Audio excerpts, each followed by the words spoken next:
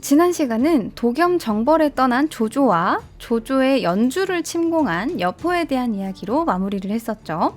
장막과 진궁 그리고 여포가 비어있는 연주를 차지하고 하나 남은 견성에서 조조가 다시 연주를 회복하는 동안 조조의 연주에서 멀지 않은 그곳 장안은 아수라장이 되어가고 있었습니다. 동탁을 죽이고 정권을 잡았던 이각과 곽사는 나란 일에 소홀하고 백성들을 꾸준히 약탈해서 자기들의 배를 불리고 있었는데 이 둘은 딱히 나라를 잘 다스리지도 못했고 정치나 행정 능력도 거의 없는 데다가 국부를 딱히 비축하거나 나라를 발전시키는데 전혀 관심이 없었습니다. 게다가 확고한 1인 체제와 군권을 가지고 있었던 동탁보다 만만해 보이는 이각 곽사팀이 정권을 잡자 전국 곳곳에서 마등과 한수 같은 반이각 곽사 세력이 꾸준히 나타나는 통에 이들을 상대하느라 자원을 계속해서 소모했습니다. 때문에 장안을 포함한 사례 지역은 가난하고 궁핍해져 갔죠. 자, 그렇다면 이에 대해 이각과 곽사팀은 서로 사이가 좋아서 한데 똘똘 뭉쳐 나름의 외적에 대항하고 있었느냐? 하면 그것도 또 아닙니다. 애당초 이각, 곽사, 장제, 번조 이 4인 체제였던 이각, 곽사팀은 서로 힘을 모아 외적과 싸우기는커녕 서로 의심하고 또 견제하면서 종국에는 이각이 번조를 죽이고 또 곽사와도 사이가 틀어져서 장제가 홍농에서 군사를 이끌고 이들을 화해시키러 오기까지 합니다. 자, 이러한 상황에서 하늘마저 이들을 돕지 않았으니 큰 지진이 일고 메뚜기 떼가 창궐하여 한해 농사를 망치게 되었고 모든 악조건이란 악조건이 다 모인 사례 지역에서는 당연하게도 어마어마한 기근이 찾아오게 됩니다. 정사에서는 194년 흥평 원년 여름 6월 2일 정축일 지진이 있었다. 6월 3일 무인일 또 지진이 있었다. 30일 을사일 금음 크게 누리떼가 일었다 라고 이 당시 자연재해에 대해 기록하고 있는데 누리떼는 메뚜기떼입니다. 당장 먹고 살기도 어려운데 정치한다고 앉아있는 놈들이라는 게 계속 서로 죽고 죽이고 싸우고 씹고 뜯고 맛보고 즐기고 물어뜯고 쳐들어오고 쳐들어가고 황제를 네가 가지네 내가 가지네 하는데 이 지진이 이틀 연속 오고 메뚜기떼가 곡식을 다 먹고 난리도 아니에요.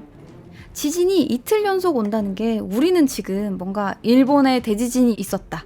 뭐 어디에 대지진이 났고 지금 여진이 계속해서 생기고 있다. 이 정도로 들어서 아 지진이 이틀 연속이면은 그렇게 큰일인가 싶은데 말이 이틀 연속이지 당시에는 내진 설계고 뭐고 철골이고 뭐고 그런 게 없었단 말이에요. 그러니까 지금보다 훨씬 무방비하게 지진 피해에 노출이 되고 또 그 피해를 회복하는 게 상당히 힘들었을 거란 말이죠. 먹을 건 없고 나라가 망하려는지 지진은 찾아오고 또 언제 전쟁이 날지 모르는 상황이 계속되자 사람들은 불안에 떨게 되고 결국 슈퍼 인플레이션이 찾아오게 됩니다. 이 당시 찾아온 인플레이션에 대해 정사에서는 당시 곡식 한 곡의 가격은 50만 전, 콩과 보리 한 곡의 가격은 20만 전에 달하고 사람들이 서로 잡아먹어 백골이 쌓여 있었다 라고 적어놨는데 이 한 곡이라는 건 15말에서 20말 정도짜리 곡식을 담는 통이에요. 뭐 한 돼, 뭐 한 말, 한 곡 이런 식으로. 근데 한 말이 10돼 정도니까 약 150돼에서 200돼 사이로 곡식, 그러니까 쌀이 들어가는 통인 겁니다. 곡이라는 게. 대략 무게로 치면 한 되가 1.6kg 정도 되니까 한 곡이라 함은 250에서 300kg 정도로 보시면 될 것 같아요. 자, 그래도 이게 50만 전이고 콩이 20만 전이고 해도 당시 물가가 어떤지 잘 모르니까 확 와닿진 않아요. 자, 근데 우리가 삼국지 내용 중에 돈에 관련된 거 뭐가 있었죠? 조조의 아버지 조숭이 삼공 중 하나인 태위를 1억 전에 주고 샀다는 얘기를 전에 했었죠. 자, 인플레이션 이후 물가로 1억 전이면 얼마만큼의 쌀을 살 수 있나요? 1억 전이면 200곡 정도의 쌀을 살 수 있어요.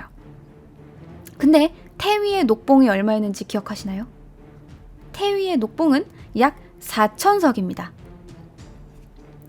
이 당시 곡과 석은 대충 같은 사이즈라고 보시면 되는데 연봉 4,000곡짜리 관직을 샀던 돈으로 이제는 쌀을 겨우 200곡밖에 못 사게 된 겁니다.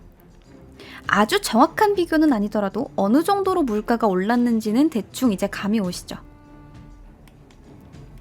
이러한 슈퍼인플레이션과 지진, 흉작, 그리고 계속되는 전쟁 속에 허수아비였지만 그래도 나름 황제였던 헌제는 백성들을 살리고자 노력합니다. 기후제도 지내보고 사면령을 내려서 죄수들을 풀어서 이 죄수들한테 농사라도 짓게 해보고 나라에서 콩과 쌀을 풀어서 백성들을 위한 죽을 만들어 주려고도 했지만 이 죽마저 온갖 부패한 관료들이 곡식을 떼어먹고 제대로 백성에게 베풀지 않자 해당 관료를 벌하고 직접 죽을 쑤어서 나눠주기까지 합니다. 하지만 이로도 상황이 나아지지 않자 헌제는 황실이 가지고 있던 말 100여匹를 팔고 대산홍, 그러니까 재무장관을 시켜서 비단 2만여匹를 팔아서 빈민들에게 나누어 주려고 하자 이때 이각은 저희 집 곳간에도 쌓아둔 게 좀 있습니다. 저도 좀 보태겠습니다. 라고 말하면서 황제가 나눠줄 하사품에 얹어서 자기도 뭐 좀 같이 줄 것처럼 말을 하더니 이걸 낼름 가져가서 싹 다 꿀꺽해버립니다. 이때 보다 못한 가후가 황제의 뜻을 거슬러서는 안 됩니다. 라고 했지만 이각은 귓등으로도 듣지 않습니다. 이렇게 구휼도 제대로 이루어지지 않고 자연재해와 가뭄이 계속되자 30만 호에 달하던 장안의 백성들이 이 난리 이후 거의 다 죽어 없어지게 되는데 이때를 삼보의 난이라고 합니다. 삼보는 장안이 속한 경조윤을 포함해서 3개의 군을 합쳐서 이르는 말입니다. 그러니까 그냥 장안 인근 지역이라고 생각하시면 돼요. 헌제는 이 당시 그냥 권력의 상징으로서 실질적인 힘은 전혀 가지지 못하고 계속 이곳저곳을 끌려다니고 있었는데 이 와중에 이각 곽사의 싸움이 점점 심해지고 황제의 목숨까지 위협을 받기에 이릅니다. 정사에서는 곽사가 이각을 공격해 화살이 임금이 있는 어전에까지 날아왔다 라고 적고 있으며 헌제는 이를 참다 못해 결국 이각 곽사로부터 도망을 결심하게 됩니다. 쥐들끼리 치고받고 이제 임금 같은 건 눈에 보이지도 않는 거예요. 이각 곽사가 서로 이렇게 전쟁을 벌이는 동안 그 틈을 타서 고향 땅인 낙양으로 황제가 도망을 가게 되는데 그 도망가는 기간이 무려 1년입니다. 이각을 배신한 이각 휘하장수 양봉과 친인척인 동승 그리고 길 가다 만난 흑산정 무리의 도움으로 1년 동안 이각 곽사 장제의 추격을 따돌리고 결국 낙양에 도착합니다. 이 과정이 얼마나 험난했는지 정사에 낱낱이 적혀 있는데 10월 5일 화음으로 행차하고 도로 남쪽에서 노숙했다. 11월 5일 조양으로 행차해서 논밭 사이에서 노숙했다. 라는 기록만 봐도 얼마나 험난한 여정을 거쳐서 낙양으로 들어갔는지를 알 수 있죠. 진짜 무슨 황제가 누구를 피해서 도망친다라는 것 자체로도 되게 아이러니한 일인데 도망치면서 목숨을 위협받으면서 노숙을 해요. 자, 그렇다면 낙양에 돌아오고 나서는 좀 나아졌느냐? 또 그렇지만도 않습니다. 당시 이각 곽사의 소나기에서는 벗어났지만 낙양은 동탁이 떠날 당시 불태운 모습 그대로 남아있었기 때문에 궁도 제대로 하나 남아있지 않았으면 물론 비축된 식량도 없었는데 당시를 설명하는 글에 당시 궁실은 모두 불탔고 백관들은 가시나무를 헤치며 담벽 사이에 의지했다. 묻 관리들은 굶주리고 곤핍하여 상서랑 이하 관리들은 스스로 나가 야생별을 채취했으며 혹 담벽 사이에서 굶어 죽거나 병사들에게 죽임을 당하기도 했다 라고 적고 있습니다. 정사에서 기록하는 바에 따르면 헌제가 낙양에 도착한 게 196년 7월이었고 마음은 좀 편하지만 여전히 굶주림을 겪었던 시기가 196년 8월로 약 한 달을 낙양에 불타버린 성에서 버티고 있었을 때 이 헌제에게 그짓골을 한 헌제에게 빛과 소금 같은 구원의 존재가 나타나게 되는데 그가 바로 누구일까요? 힌트를 주자면 이 당시 황제를 데리러 갈까 말까를 고민하던 두 사람이 있었습니다. 그게 바로 연주의 조조와 기주의 원소였습니다. 자, 그렇다면 이 둘 중 누가 빛과 소금이 되었는지를 한번 알아봅시다.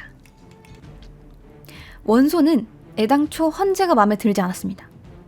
동탁이 영제를 폐위하고 헌제를 세울 때부터 그 정통성에 대해 반문해왔고 반동탁 연합 때도 헌제를 데리고 유우를 추대하려고 했던 만큼 헌제라는 이 천자에 대한 어떠한 충성심도 전혀 1도 없었을 것으로 보입니다.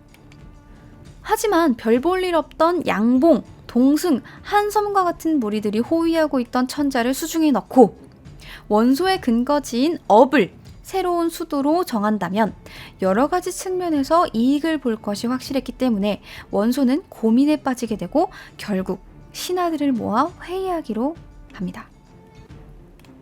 그러니까 황제를 도와주고자 했다기보다는 실상 황제라는 명분을 손에 얻고 싶어 했던 거죠.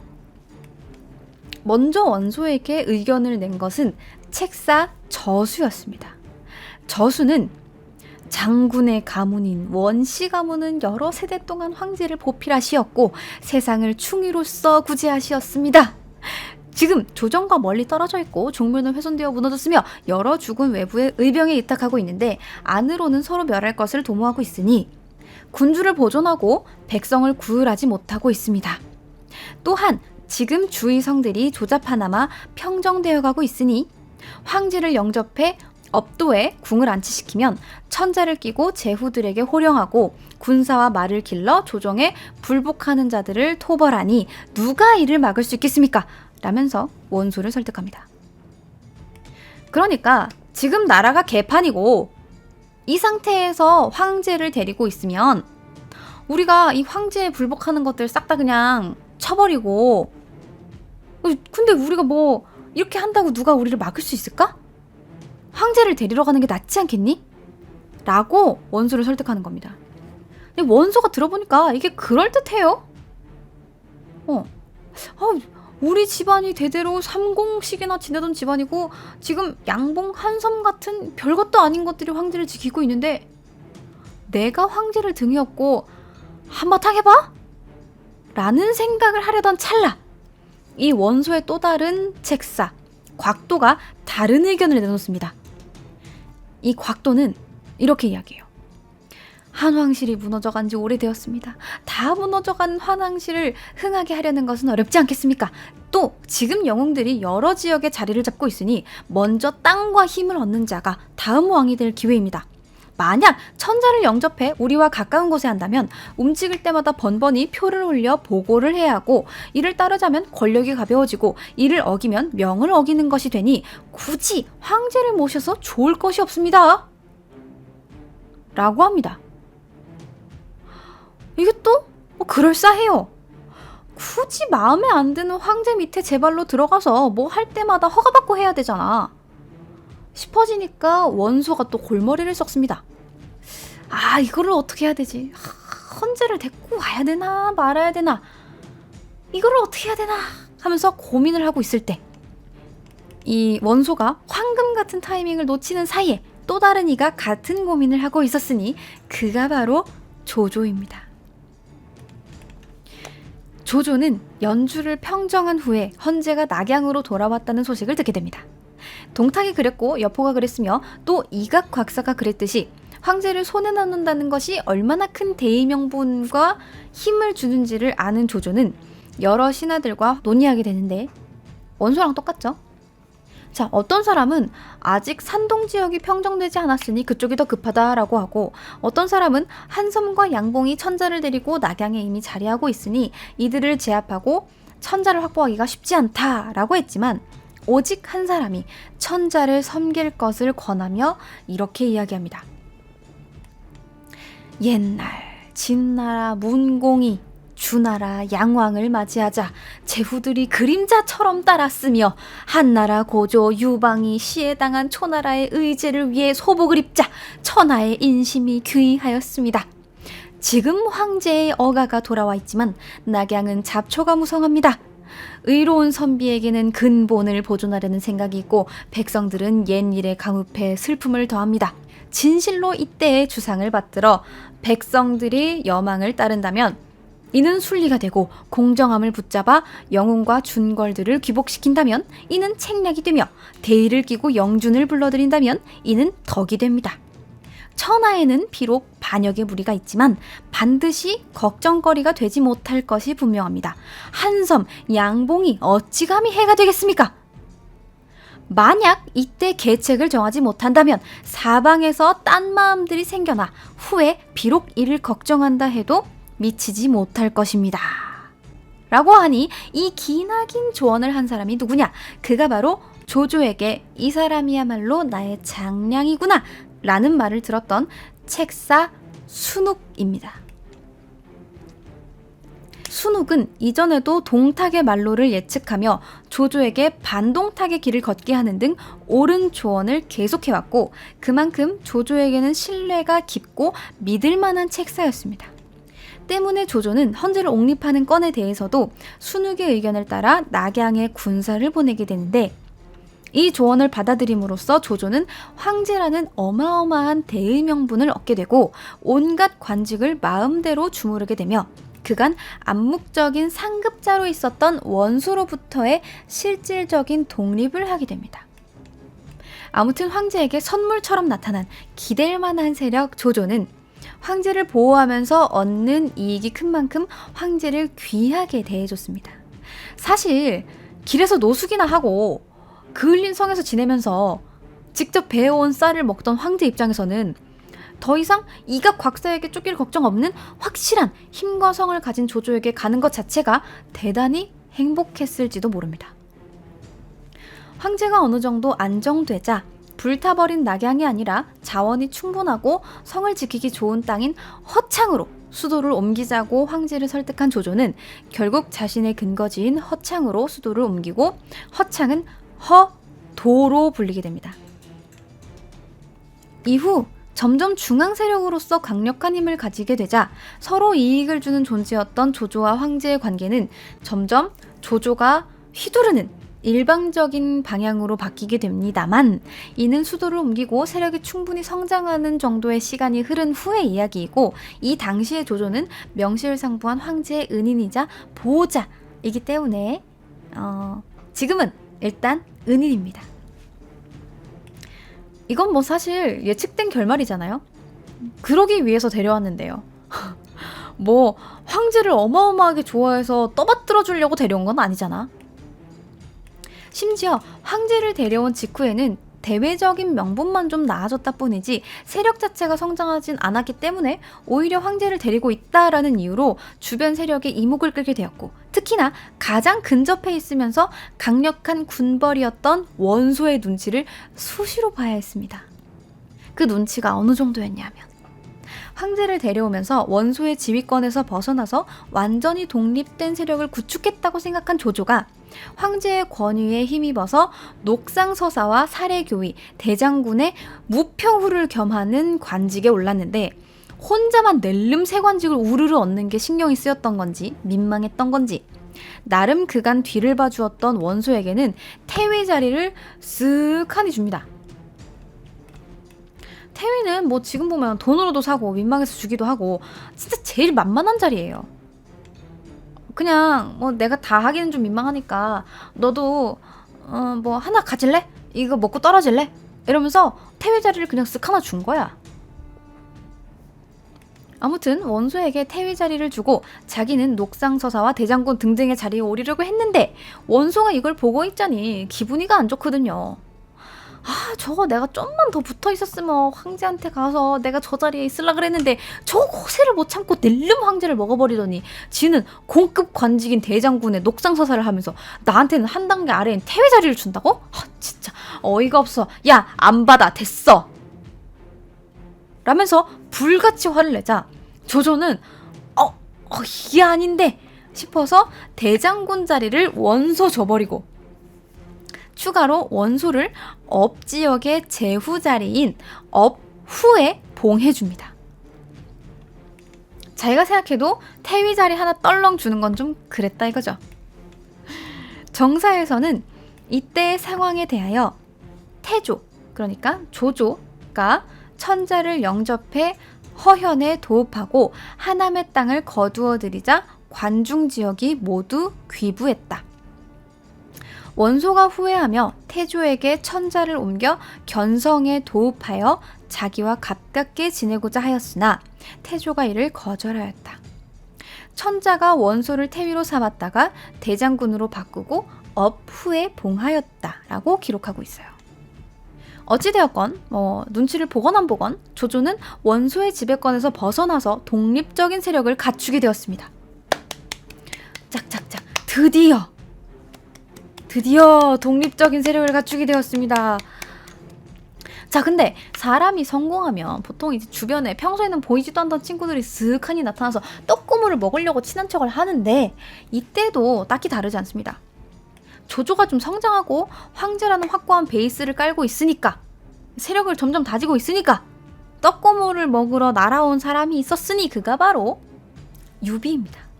어라, 유비 분명 지난 시간에 도겸이 죽고 꽁으로 서주를 먹지 않았습니까?